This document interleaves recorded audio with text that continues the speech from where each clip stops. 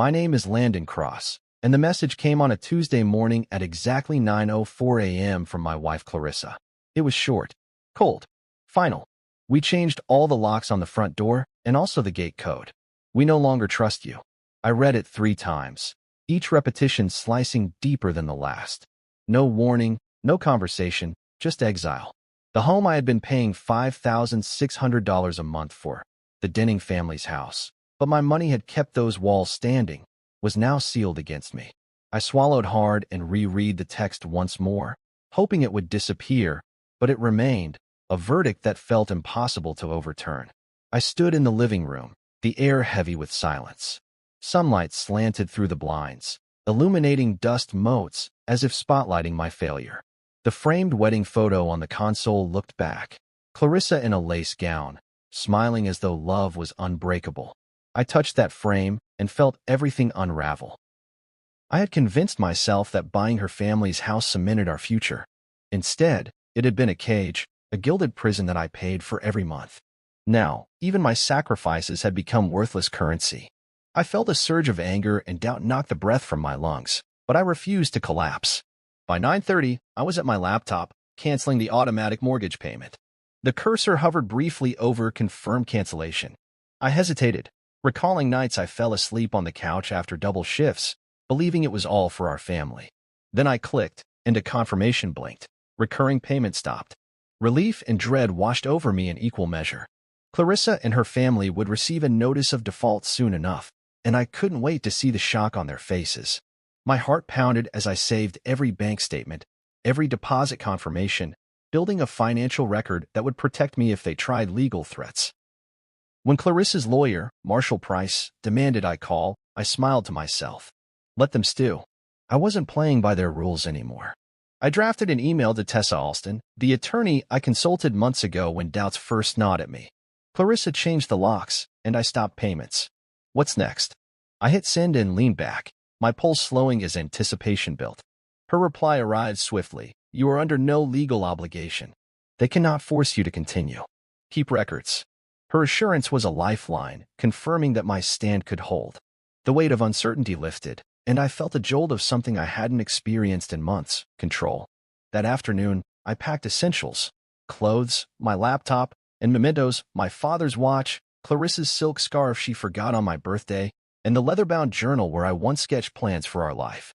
Each item was a tether to my fragmented past. With 2 suitcases in hand, I took one last look around the living room. Sunlight reflected on polished floors, mocking what I had lost. I tightened my jaw and refused to let sorrow overwhelm me. Stepping outside, I inhaled crisp spring air as if drawing life into my lungs anew. The neighborhood looked unchanged, manicured lawns, white picket fences, children riding bikes. Yet everything had shifted for me.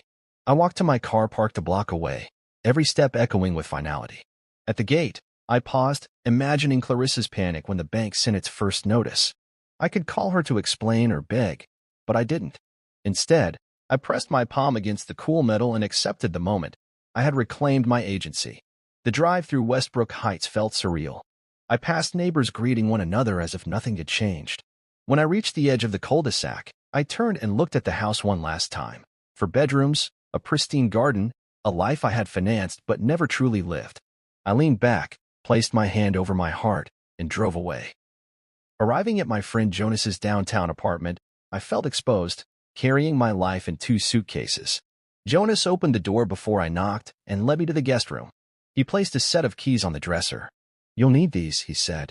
I nodded, gratitude mingling with embarrassment. Accepting help felt like admitting weakness, but I swallowed my pride. Sometimes survival demands humility.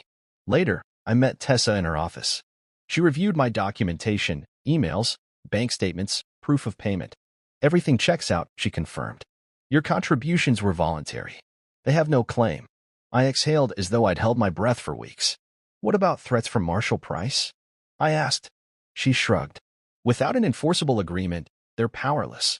Clarity washed over me, and I felt a spark of vindication flicker to life. I wandered into a nearby cafe, ordered a black coffee, and watched people pass by.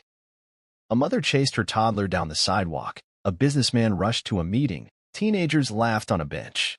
Life continued, indifferent to my upheaval. That realization stung and soothed simultaneously. I wasn't the center of this world's attention. I was free to carve a new path. Returning to Jonas's apartment at dusk, I found Maya waiting, another friend who cared without pretense.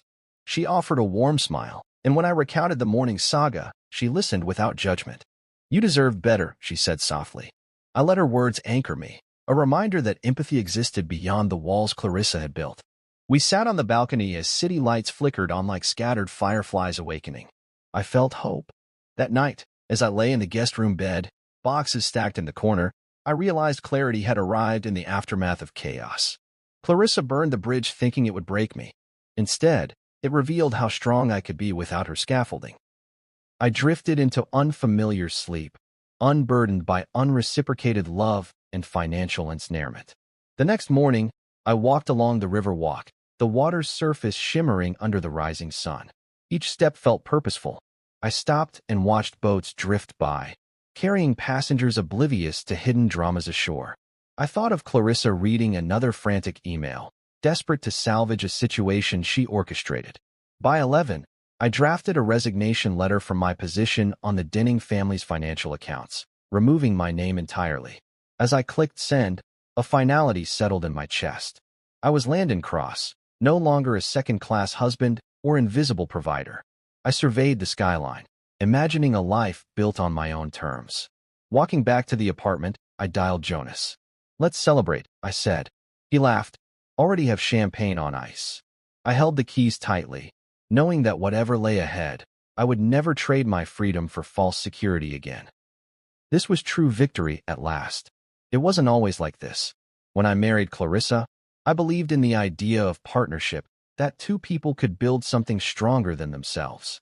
I moved into her family's home in Westbrook Heights, a 4-bedroom property her parents Vincent and Lorraine Denning had gifted her, though even then it felt less like a gift and more like a golden cage.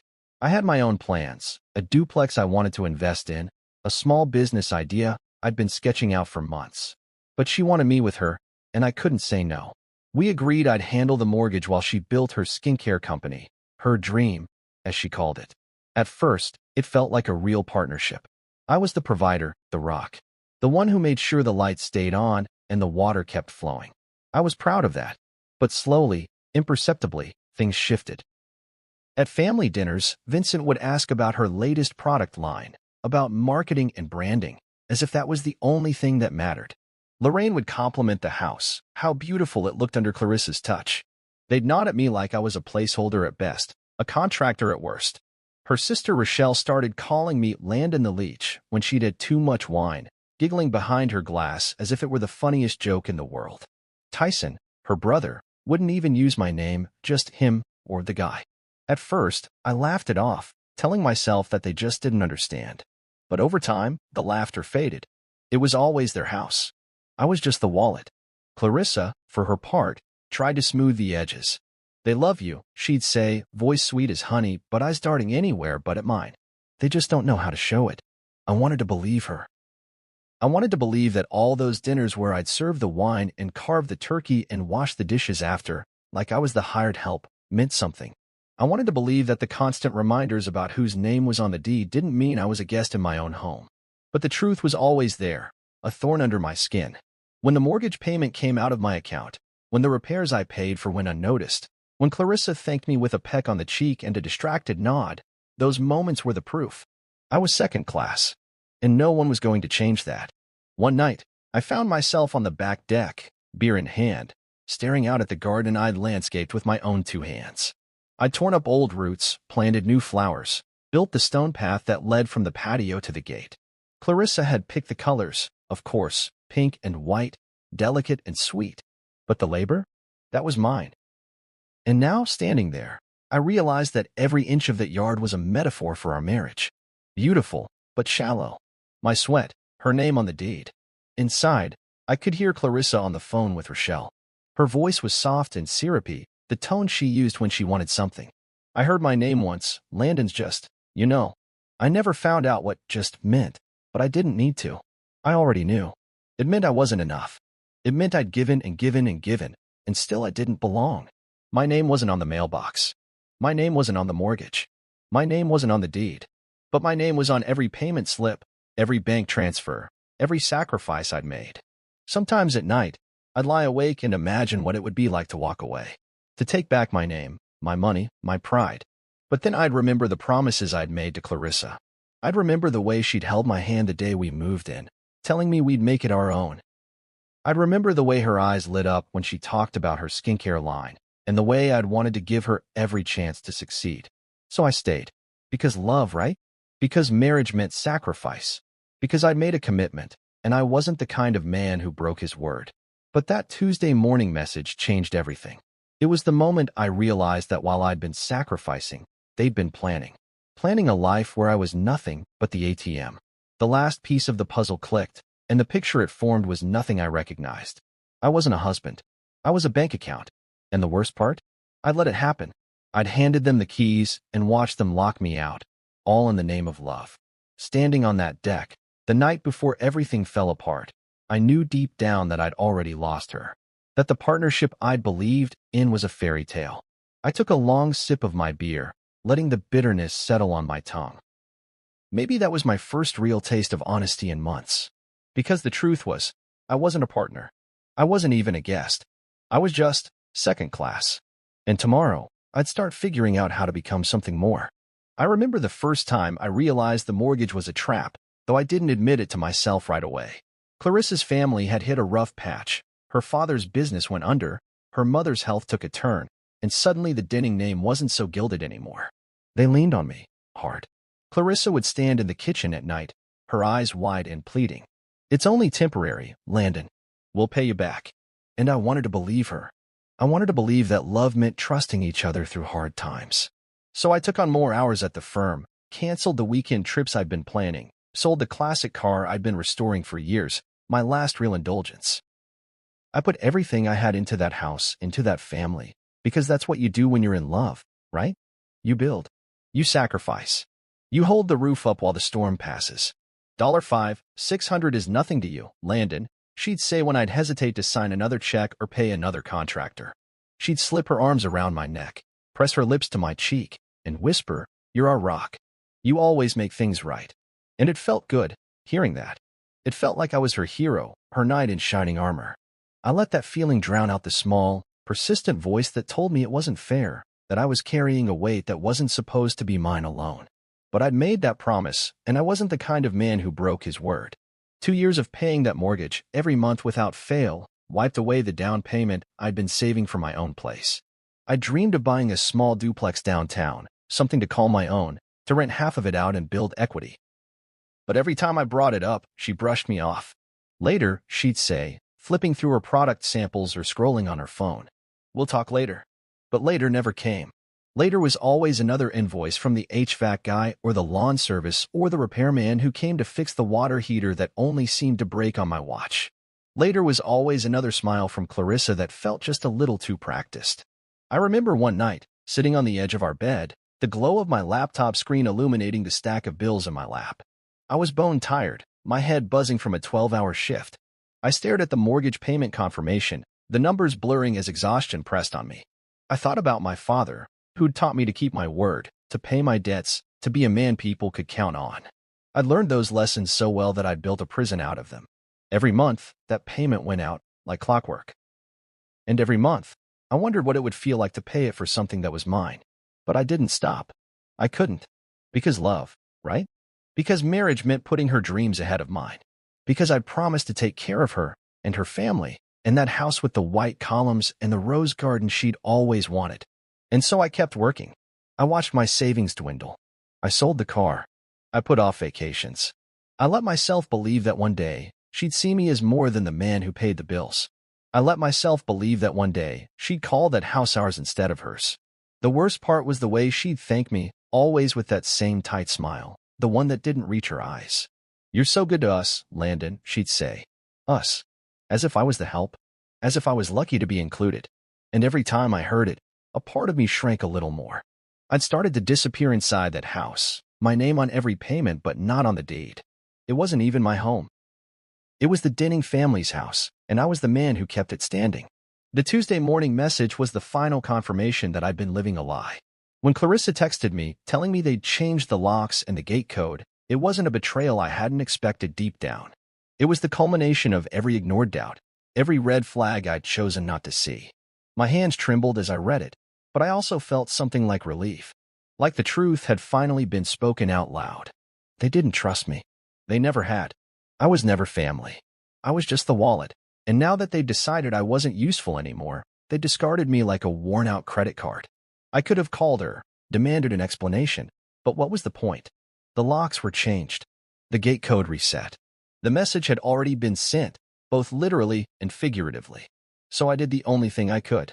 I opened my laptop, logged into my bank account, and canceled the automatic payment. My finger hovered over the mouse for a long second, my mind a whirl of memories, birthdays I'd paid for, anniversaries I'd celebrated alone while she worked late, the house I'd mowed and painted and landscaped. Then I clicked. The screen refreshed. Recurring payment stopped. The confirmation was so stark, so final, that it felt like a door slamming shut. I sat back, my heart pounding, and felt something I hadn't felt in years: freedom. The house would go into default eventually. The bank would call. Clarissa would panic. Vincent would fume. But I was done. I was done paying for their comfort, while mine had been reduced to a side note in my own life. I leaned back, staring at the ceiling, and exhaled. This wasn't the ending I'd pictured for us. But maybe it was the one I'd needed all along. When their lawyer, Marshall Price, emailed me with a curt, "We have a problem. Call immediately," I smiled for the first time in months. Because finally, the problem wasn't mine to fix. The week before that message, before the locks and the lawyer and the final fracture, I had tried. God, I had tried. I'd come home from another long day at work, my shirt wrinkled, my shoes scuffed, and my mind swimming with numbers and deadlines. Clarissa had texted me mid-afternoon. "Family dinner tonight. 7 sharp." No explanation, no please or thanks, just an expectation. That's how it had been for months now. Her needs dictated the rhythm of our life, and I moved to her beat. I sighed and replied, "Got it." Even then, the weight in my chest told me I was heading into a trap. I got home at 6, and the house was buzzing with voices. Hers, her sister Rochelle's high-pitched laugh, the low murmur of her father Vincent's voice. The smell of something rich and expensive wafted from the kitchen. Garlic, butter, something that probably cost me an hour's wage. I didn't mind cooking. I'd always liked it. But tonight was different. Clarissa met me at the door, arms folded, eyes cool. "You're late," she said, like a boss checking on an employee. I checked my watch. I wasn't. "Sorry," I muttered, but the apology tasted like ashes. She handed me a grocery bag. "Can you get started on the pasta? We're running behind." I nodded, because that's what I did. I moved to the kitchen, set the water to boil, and tried to ignore the laughter floating in from the dining room. It felt like I was the hired help, like I was a ghost in my own home. I chopped garlic, sautéed onions, added the sauce, stirred the pasta. I was the one who paid for that sauce, that garlic, that house. And yet I was the one left out of the conversation. Every now and then, I'd catch a snippet. Rochelle's wedding plans, Vincent's complaints about the economy, Lorraine's judgmental sighs about the help. I added more salt than usual, just to feel like I was in control of something. When dinner was finally ready, I carried the pot to the table. Clarissa was mid-laugh at something Tyson said, her head thrown back in that way that used to make me feel like the luckiest man alive. Now it felt like a performance for everyone but me. I set the pasta down, and she barely glanced at me. "Thanks," she said, like she was talking to a waiter. I pulled out my chair, and that's when Rochelle cleared her throat and said, "So, Landon, we have some news." I raised an eyebrow, bracing myself. Rochelle grinned, her white teeth sharp. "Michael and I are moving in." She said it like a victory. I blinked, confused. "To the house?" I asked. The question sounded ridiculous the second it left my mouth, but I couldn't help it. I needed to hear her say it.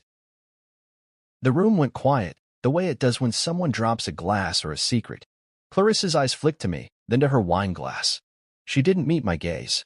"You're barely here anymore," she said, her voice cool. "You're always working. It's not like you need the space." I felt the words slice through my chest. Not like I need the space? I paid for every inch of this place. I paid for every inch of them. My voice came out small, a half laugh, half joke. "So I'm paying for a house that's now Rochelle's?" "Got it." Clarissa's lips twitched in irritation. "Don't be petty," she said. "Petty." The word bounced around the room, sticking to me like tar. I glanced at Vincent, who looked anywhere but at me. Tyson had that smirk he always wore when he thought I was overreacting. Lorraine fussed with her napkin, like she was washing her hands of me. I finished my drink in one long swallow, the burn of the alcohol doing little to numb the ache in my chest. I stood, the chair scraping the floor like a warning bell. "I'm going to head out," I said, my voice flat. Clarissa didn't look up. "Fine," she said, already reaching for the salad bowl, like I was just another piece of furniture to be moved around. I walked through the kitchen, the smell of garlic and disappointment heavy in the air. I paused at the door, half hoping she'd call after me, that someone would say, "Wait, let's talk about this." But the room stayed silent. So I left. Outside, the air was cool and sharp. I sucked in a breath, trying to steady myself. I could hear them through the window, laughter, clinking glasses, the sound of a family celebrating something I wasn't even part of. I thought of all the nights I'd worked late to cover that mortgage. All the times I'd let my own dreams gather dust so Clarissa could chase hers. And now I was just a spare part, an afterthought. I got in my car and sat for a long time, the keys in my hand, staring at the house I'd built with my own sweat and savings. It looked the same as it always had, pristine, perfect. But it didn't feel like home anymore. It felt like a cage. I drove around aimlessly that night, the city lights blurring as tears I hadn't known I was holding back slid down my cheeks. I thought of my father's voice in my head, a man's home is his castle, and how I'd let mine be taken away, piece by piece. I wondered when I'd stopped being a husband and started being a paycheck. When did love turn into obligation? When did my wife's family become more important to her than me? I didn't know the answers. All I knew was that I felt small. Smaller than I'd ever felt before. I didn't sleep that night. I lay on the couch in the den, staring at the ceiling, counting every time the refrigerator kicked on, every creak of the old wood beams. I thought about the dinner that wasn't for me, the house that wasn't mine, the marriage that felt like a performance I'd been written out of. And as the first gray light of dawn crept through the window, I knew something had to change. I couldn't keep paying for a life that didn't include me. I couldn't keep being a second-class citizen in my own home. I had to find a way out. I had to reclaim the pieces of myself I'd let them chip away. And maybe, just maybe, that started with walking away from a table I was never really invited to sit at. It's strange how silence can feel like the loudest thing in the world. That's what I heard the morning I read her message. The message that closed every door I thought I had a key to. "We changed all the locks on the front door and also the gate code. We no longer trust you." I read it in the pre-dawn light, the glow of my phone screen casting long shadows on the wall. My throat tightened, not from shock. No, not anymore. But from a realization that had been building like a slow leak in the back of my mind. I wasn't part of the family anymore. Maybe I never really was. I tried calling her first. Straight to voicemail. The second time, the same. Her voice was all sugar and ice in the recording. "Leave a message. I'll call you when I can." The sweetness felt like a slap. I sat on the edge of my bed, staring at the floor like the answer might be carved into the wood. The memories felt like a movie on fast forward. Holidays where I was always the one who paid for the catering and the wine. Birthdays where my name was on the bill but never on the cake. Always there. Never belonging. I called her father next. Vincent picked up on the second ring, his voice calm and cold, like he'd been expecting this call. "Clarissa's just trying to protect her peace," he said, as if that was enough to excuse a betrayal that would have gutted any other man. I felt the anger swell in my chest, bitter and sour. "Protect her peace? I'm her husband," I said, my voice tight. "I paid for that house. I covered every single mortgage payment. And now I'm locked out like some kind of intruder." There was a pause on the line, then a sigh. "This is a family matter, Landon. Best to let it go. Best to let it go." The words dripped with privilege, with the quiet certainty of a man who'd never once worried about paying the bills. I hung up before I said something I couldn't take back. My hands were shaking. My mind was screaming. I needed someone, anyone who could remind me I wasn't the crazy one here. I scrolled through my contacts until I found Jonas, my oldest friend, the one who'd watched me sign that first mortgage check with pride and a little bit of doubt. I called him, and he picked up on the first ring. "Landon," he said, his voice steady. "Talk to me." I told him everything about the locks, the code, the text. I told him about Vincent's voice on the phone, smooth as oil. When I finished, Jonas was quiet. Then he said the words that settled into my bones like an anchor. "Landon, you were never family. You were their funding source. I felt like I'd been punched in the gut, but also somehow like I could finally breathe. That night, I sat on the couch with a beer in one hand and my phone in the other. The TV was on but silent, the flickering light playing across the room like ghosts. I logged into my bank account, staring at the transaction line that had ruled my life for too long. Westbrook Heights mortgage payment. I thought about every hour I'd worked, every overtime shift, every canceled weekend. I thought about the duplex I'd wanted to buy, the dreams I'd set aside. I thought about the family dinners where I wasn't family, the house parties where I was the host but never the guest. I thought about the way Clarissa had said, "It's not like you need the space," and the way no one had argued with her. I hit cancel. The screen refreshed. Automatic payment terminated. I leaned back, the weight of that click heavier than I'd expected. The house would default. Eventually, the bank would come knocking. Maybe they'd panic. Maybe they'd call me, beg me to fix what they'd broken. I didn't know. I didn't care. I wasn't going to be the hero this time. I wasn't going to be the rock they leaned on while they laughed behind my back. Not anymore. Then I opened my laptop and drafted a formal notice to the lender. I am not a co-owner of the property at address. I am terminating voluntary contributions effective immediately. I attached every document, every bank statement, every email. I wanted a record, a paper trail that said I'd done my part, that I'd paid my dues, that I wasn't the villain in their twisted story. I hit send and closed the laptop. My heart was pounding, but for the first time in months, it wasn't with fear. It was something closer to hope. Or maybe just defiance. 2 days later, the email came. Marshall Price, Denning family lawyer, their white knight in a suit, writing with all the urgency of a man who just realized his castle was on fire. "We have a problem. Call immediately." I read it twice, a smile curling at the corner of my mouth. Let them have a problem. Let them stew. Let them panic. I had played by their rules for too long, and it had gotten me locked out of my own life. Now it was my turn to change the game. I poured myself another drink and stared out the window at the city lights, each one a tiny spark in the dark. I thought about the house in Westbrook Heights, the house I'd built with my sweat and my money, but never my name.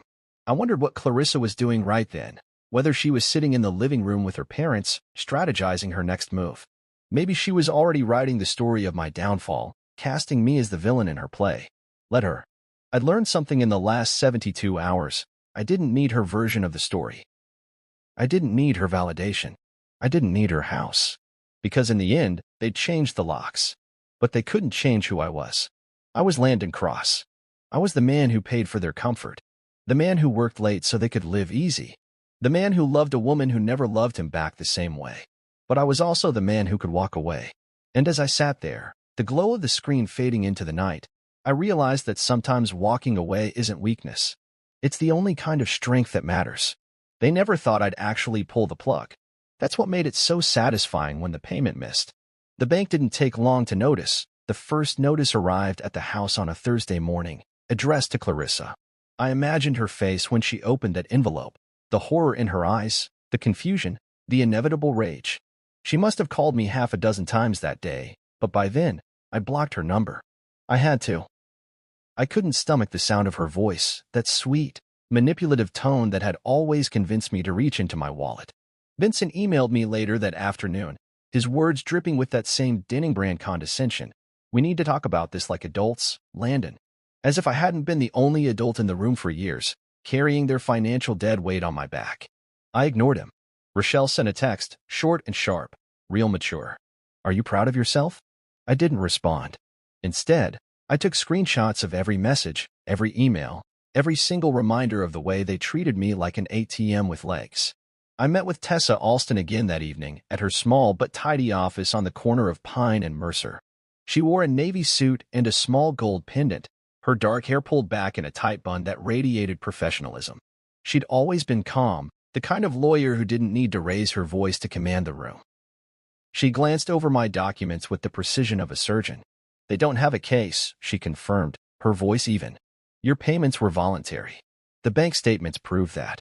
You have documentation showing you were never on the deed or the loan. They have no legal standing to force you to continue paying."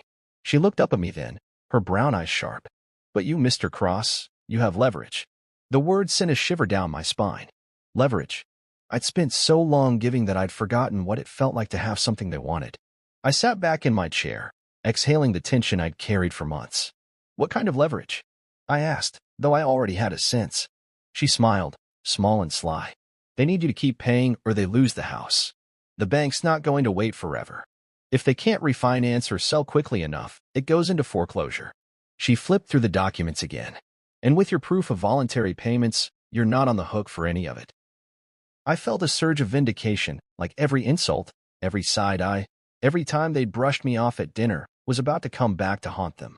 I left her office that night with my head high, the city air sharp and electric on my face. I walked past shops and restaurants, the hum of life around me feeling more real than it had in years. I wasn't just the man who paid the bills anymore. I wasn't the outsider, the tag-along husband who never quite fit in. I was Landon Cross, the man with leverage. And God, that felt good. The next morning, I woke to another email from Marshall Price. We urgently request that you resume mortgage payments to avoid default, it read. I almost laughed. The same lawyer who'd once treated me like an afterthought was now pleading for my help. I left his message unanswered. Let them sweat. I had no obligation to fix their mess anymore. That day, I cleared my schedule and focused on myself. I went for a run along the river, letting the steady rhythm of my breath drown out the noise of the past weeks. I thought about the duplex I'd almost bought before Clarissa convinced me to invest in our future by paying her mortgage. I thought about the weekends I'd spent working overtime to cover her family's expenses while they lived like royalty. I thought about the nights I'd lain awake, wondering what I was doing wrong, why nothing I did was ever enough. With every step, I felt that weight slide off my shoulders like old, worn-out skin. Back at home, Jonas's guest room that had become my sanctuary, I pulled out the box of receipts and emails I'd collected over the years. Every thank you note that felt more like a receipt. Every we'll pay you back that never came true. Every birthday card from Clarissa's family that thanked me for taking care of our girl, but never once acknowledged the man behind the money. I laid them all out on the bed, a timeline of my erasure. And then I took photos, one by one. I wanted a record, not just for legal protection, but for me. A reminder that I hadn't imagined this, that I hadn't invented the years of taking care of them without a single word of thanks, that I hadn't been crazy for feeling like an outsider in my own marriage. Tessa called that evening, her voice brisk. You should expect them to try to guilt you into helping, maybe even threaten you with family drama. Ignore it. You're free of them now. I closed my eyes and let that sink in. Free. A word I hadn't felt in so long it tasted foreign on my tongue. As the days passed, the storm I'd started gathered strength. The bank's second notice arrived. Clarissa sent me a long, meandering text that started with, "We were hurt, Landon," and ended with a manipulative plea. "Can't you see how much we need you?" No apology. No accountability. Just spin. I didn't reply. I'd spent years answering every call, every plea, every demand. I owed them nothing now. Instead, I forwarded it to Tessa and then blocked her number. Vincent tried next. An email this time, full of paternal condescension and not-so-veiled threats. You have to understand, Landon, this is a family matter. We're all in this together. I read it twice, then closed it without replying. We'd never been in it together. I'd been in it alone. I'd been the one paying, sacrificing, while they reaped the benefits. Now, they could face the consequences of the life they'd built on my back. That week, Jonas helped me find a new apartment downtown, a small one-bedroom place with creaky floors and a leaky faucet, but a view that felt like a new beginning. As we carried boxes up the narrow stairs, I caught my reflection in the hallway mirror, tired but determined. I looked at Jonas, sweat dripping from his forehead. "You know," he said, grinning, "you're finally living for yourself." I paused, box in hand, and realized he was right. For the first time in years, I wasn't living for someone else's dream. I was living for me. On my first night there, I ordered takeout and sat on the balcony, the city lights stretching out like a promise. I thought of the house in Westbrook Heights, now just a building with a mortgage I no longer owned. I thought of Clarissa and her family, scrambling to fix a mess of their own making. And I felt something like peace settle over me. The storm they'd started had come back to them, and I was finally free. And in that quiet, with the hum of traffic below and the scent of rain in the air, I realized I didn't hate them. I didn't wish them pain or revenge. I just didn't owe them anymore. I didn't owe them my time, my money, my loyalty. I didn't owe them my silence. I didn't owe them my life. Because they'd changed the locks thinking they were locking me out. But all they'd done was unlock the door to a life I could finally call my own. And in that moment, the storm didn't feel so terrifying anymore. It felt like a cleansing wind, sweeping away the lies and the debts and the guilt.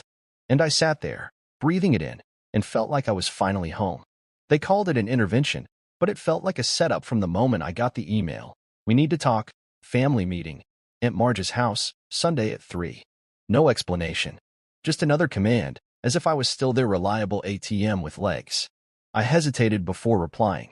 My first instinct was to ignore them, let them twist in the wind they created. But then I thought about that word, intervention. They wanted me back on the hook. They wanted to guilt me, to make me feel like I was the one who'd abandoned them. So I typed back, I'll come. But I'm bringing Tessa. I hit send, my heart pounding, but there was no going back now. When Sunday came, I pulled into Aunt Marge's driveway a few minutes early. Her house was one of those suburban relics. Overgrown bushes, plastic flamingos by the mailbox, a cracked driveway that told stories of better days. I sat in the car for a minute, gripping the steering wheel, steadying myself. Tessa met me at the curb, her briefcase in hand, her eyes calm. Ready? She asked. I nodded, even though every cell in my body wanted to drive away. Inside, the smell of old carpet and potpourri smacked me in the face. Aunt Marge herself stood at the door, arms folded, lips pursed like she'd been sucking lemons since the Reagan administration. Landon, she said, her tone of forced politeness that barely concealed the disdain underneath. So glad you could join us. I gave her a tight smile. You didn't really give me a choice. She ignored that, ushering me into the living room where the rest of them sat like a jury, Clarissa on the couch, arms crossed, eyes red but defiant, Vincent and Lorraine perched in matching chairs, their faces set in grim determination. Rochelle on the armrest, looking ready for a fight. Tyson by the window, arms folded, head down, a silent executioner. Marshall Price was there too, legal pad on his lap, pen in hand, like he was about to cross-examine me. I took a seat by the fireplace, Tessa settling beside me. Her calm presence grounded me, reminded me that I wasn't alone anymore. Clarissa spoke first, her voice trembling just enough to sell the performance. Landon, she began, we're here because we care about you. About us. Things have gotten out of hand. I met her gaze, refusing to look away. Out of hand, I echoed. You mean after you locked me out of the house I paid for and changed the gate code without a word? She flinched, but only for a second. Vincent jumped in then, his voice all patriarchal authority. Son, we're all family here. Mistakes were made on both sides. But we can move past this if you just come back to the table. I let out a laugh, short and bitter. Family? You changed the locks on me. You told me I wasn't trusted. Now you want me back because you're about to lose the house. Marshall cleared his throat, adjusting his glasses like he was preparing to deliver the line that would break me. Landon, he said, you've contributed significantly to the mortgage. Surely you understand the ramifications of default. It affects us all. I leaned forward, meeting his gaze. That's your problem now. I have documentation proving my payments were voluntary. I'm not on the deed. I'm not on the loan. You can't force me to pay for a house I don't own. Tessa pulled out a stack of papers, then copies of bank statements, emails, even Clarissa's text telling me they'd changed the locks. Mr. Cross is under no legal obligation to continue payments, she said, her voice steady and calm. Any threats of legal action are baseless. Clarissa's mask slipped for a moment, her eyes narrowing. You're ruining everything, she hissed. I felt a flicker of pity, then smothered it. I'd spent too long pitying them, letting that guilt trap me in a life I never really belonged to. No, I said quietly. I just stopped paying for everything. The words settled into the room like a bomb. Rochelle's face turned red, Tyson shook his head, Lorraine clutched her pearls like I'd committed a crime. Vincent opened his mouth to protest, but Marshall put a hand on his arm. They don't have a case, he whispered, though I caught every word. That was all I needed. Aunt Marge's voice, sharp and brittle, cut through the silence. You're tearing this family apart, Landon. I looked around the room at the faces that had judged me, used me, and discarded me. This family, I said, the words heavy but necessary, tore itself apart the day you decided I was only good for paying bills. I stood then, Tessa rising with me. I'm done, I said. Clarissa's eyes widened, panic finally cracking through her practiced composure. Landon, please, she started, but I held up a hand. Don't. I gave you everything. And you locked me out. You decided I wasn't family. Now you can live with that. I turned and walked to the door, each step feeling like freedom. Outside, the air was sharp and cold, but I breathed it in like a man who'd finally escaped a burning building. Tessa caught up with me at the car, her face solemn but proud. "You handled that perfectly," she said. I nodded, my throat tight. "For the first time in years," I said, "I feel like I finally chose myself." She smiled then, a small but genuine smile. "That's what real strength looks like." We drove away from Aunt Marge's house, the neighborhood fading in the rearview mirror.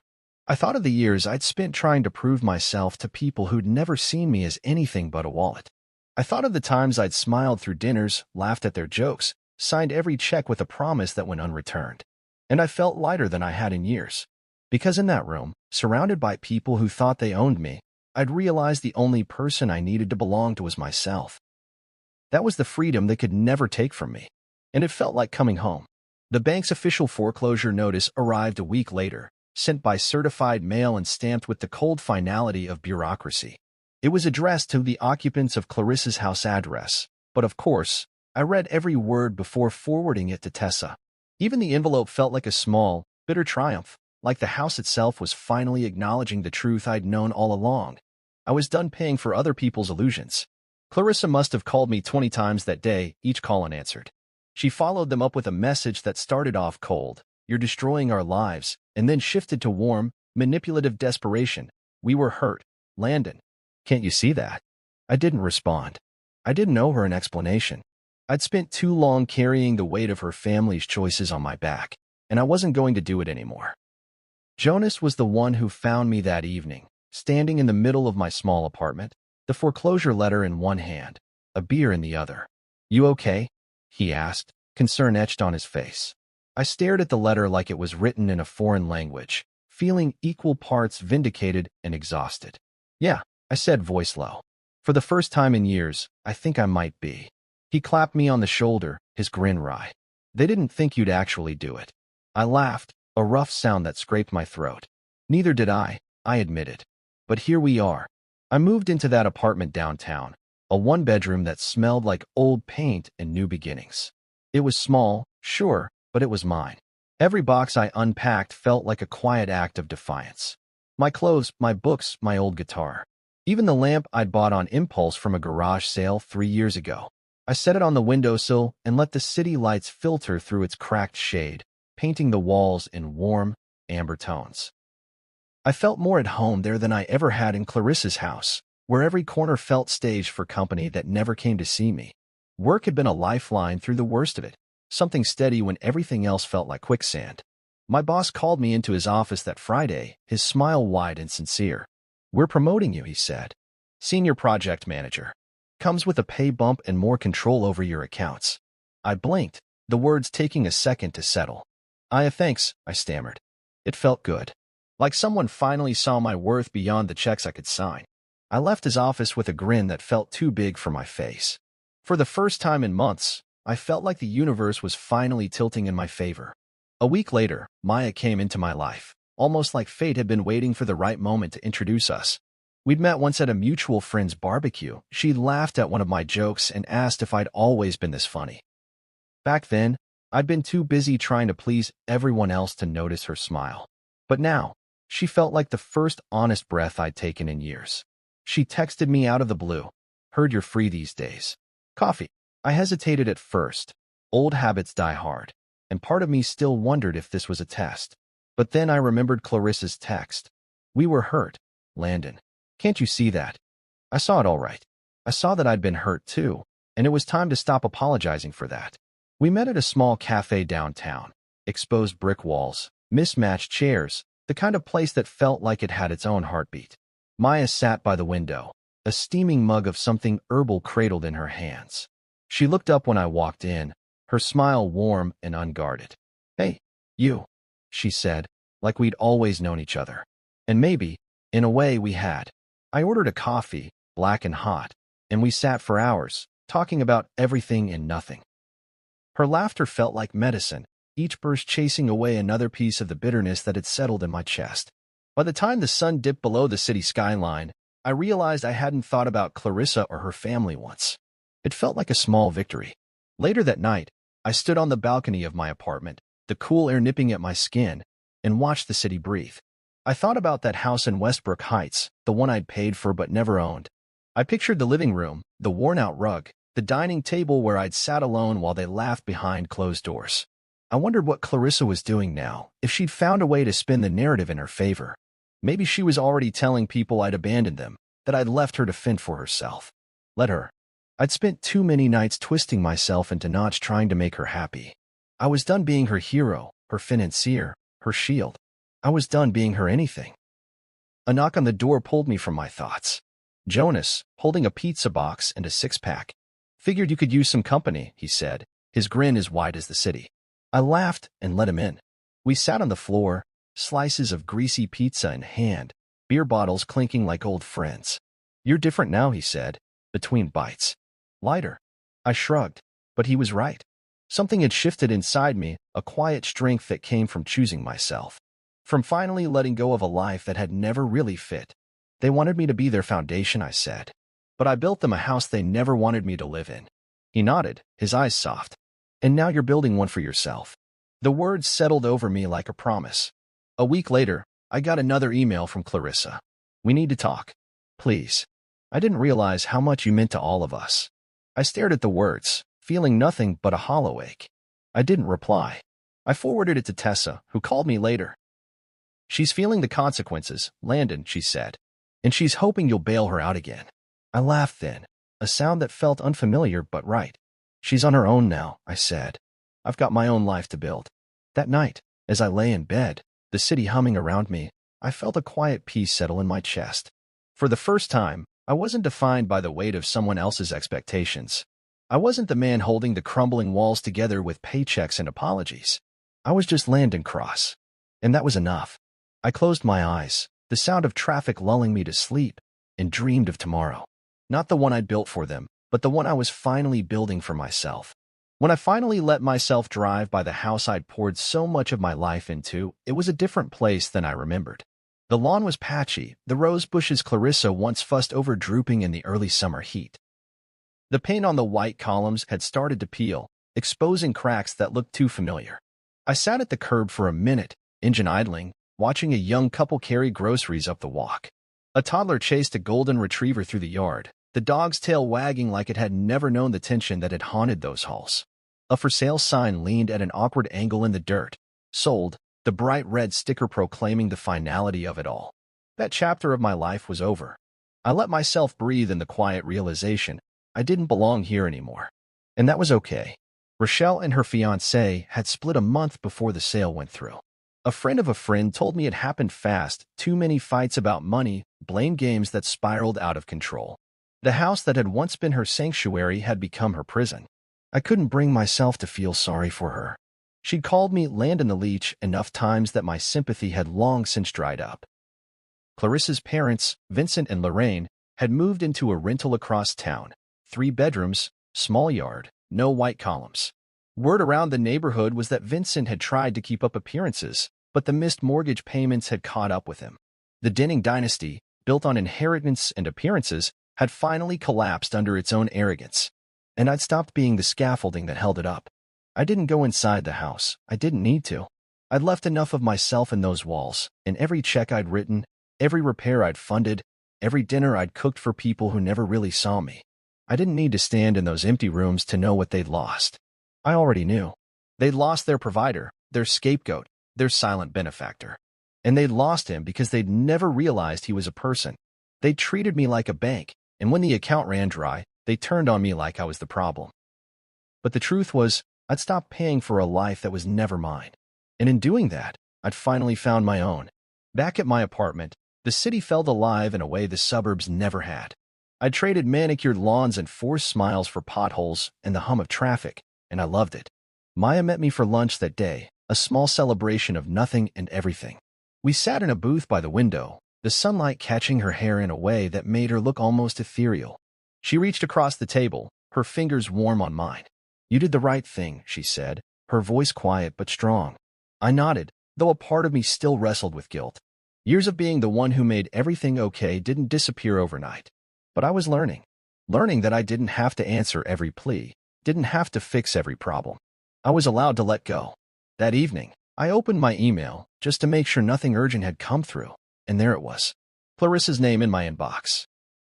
The subject line read, "We lost everything because you were bitter." I stared at it for a long time, the words pulsing like a wound that refused to close. A year ago, I might have rushed to reply, to explain, to apologize. But now? Now I knew better. I clicked it open, my eyes scanning her familiar tone, manipulative, self-righteous, clinging to the story where I was the villain. My chest tightened, but it wasn't anger. It was the last vestiges of a love I'd outgrown. I hit reply and typed one line. "No. You lost everything because you thought I never would leave." I pressed send and felt a quiet finality settle over me. I deleted the thread and closed my laptop. The next morning, I woke up with a sense of peace I hadn't felt in years. I made coffee in my own kitchen, the cheap kind that still tasted like freedom. I looked around my apartment, every surface mine, every choice mine. No one could take this from me. No one could lock me out. The sun filtered through the curtains, warm and clean. I sipped my coffee and let the silence wrap around me like a promise. Jonas called that afternoon, his voice bright. "Guess who I ran into at the hardware store?" he asked. I laughed. "Do I even want to know?" He chuckled. "Vincent." He looked like he'd aged 10 years. "Wanted to know if you'd come to your senses yet." I shook my head, a smile tugging at the corners of my mouth. "Tell him I'm doing just fine," I said. "Better than fine." Jonas laughed again. That's what I told him. We made plans for a weekend hike, something I hadn't done in years because every Saturday had been claimed by Clarissa's endless to-do lists. The thought of fresh air and honest sweat felt like a celebration of everything I'd regained. That weekend, Maya and I spent an afternoon exploring a farmer's market, her laughter echoing down the crowded aisles. I felt light, unburdened by the weight of obligations I'd carried like a second skin. At one point, she stopped to watch a street musician play a sad song on a battered guitar. She looked at me then, her eyes bright. "You look happy," she said. I smiled. "I think I am." And it wasn't a lie. For the first time, the life I was living felt like mine. No strings attached, no gate codes changed behind my back. That night, as we sat on my small balcony, the city lights painting the sky, I thought about the house in Westbrook Heights. About the dinners I'd paid for, but never been invited to truly enjoy. About the garden I'd built with my own hands only to be told I didn't belong there. I thought about the family who'd called me a leech, a stranger, a funding source. And I felt nothing but relief that I wasn't there anymore. They could keep their mansion of illusions. I had my apartment, my job, my friends, my freedom. And that was worth more than any mortgage payment or dinner table argument. Sometimes freedom isn't loud. Sometimes it's a quiet morning coffee in a place that's yours. Sometimes it's a laugh that isn't forced. Sometimes it's a one-line email that closes a door you never want to walk through again. And sometimes it's simply the absence of a voice that once dictated your every move. That's the kind of freedom I'd found. That's the kind of freedom I'd keep. Because while they lost everything they'd built on my back, I'd found everything they never even saw coming, myself. And that was the only thing I'd ever needed. 1 year later, I sit on the balcony of my new home, 1 bedroom, 3rd floor, nothing fancy but entirely mine, and sip my coffee as the morning light spills across the city skyline. The sun's warmth feels like a benediction, soft and forgiving. Maya sits beside me, a book open in her lap, her laughter carrying on the breeze as she points out a typo she found in a cookbook. We laugh at it, at the absurdity of spelling errors, at the smallness of life's daily imperfections. For the first time in so long, I feel the weight of everything I'd carried slip off my shoulders, leaving me with nothing but a quiet sense of relief. Some people think revenge is loud, explosive even. But my revenge wasn't a door slammed in fury or a public declaration of war. It was a simple decision to stop paying for a lie. The house they locked me out of, sold in a short sale, replaced by another family who deserved it more than they ever had. Rochelle's engagement ended in flames, her fiancé moved out, leaving her with more debt than she could shoulder. Vincent and Lorraine, forced to downsize, living in a small place on the edge of town where no one came knocking for favors. And Clarissa? I imagine her checking her phone, waiting for an apology that will never come. I don't wish them pain, but I don't owe them comfort anymore. That's freedom. Quiet. Unapologetic. The mortgage I used to pay each month is gone, replaced by my own name on a modest lease. My paychecks go toward dinners with friends, spontaneous day trips with Maya, investments in myself. I have a savings account now, a real one. No longer a lifeline for someone else's emergencies. I'm not the man who lives in the shadows of someone else's dreams. I'm not the placeholder husband. I'm just Landon Cross, strong enough to choose his own path, to build a life that's no one's but mine. Sometimes I walk through the city at night, just to feel the rhythm of it. The hum of traffic, the echo of music from open windows, the smell of street food that drifts through the air like an invitation. There's a freedom in these streets, in the way every person carries their own story without asking permission to exist.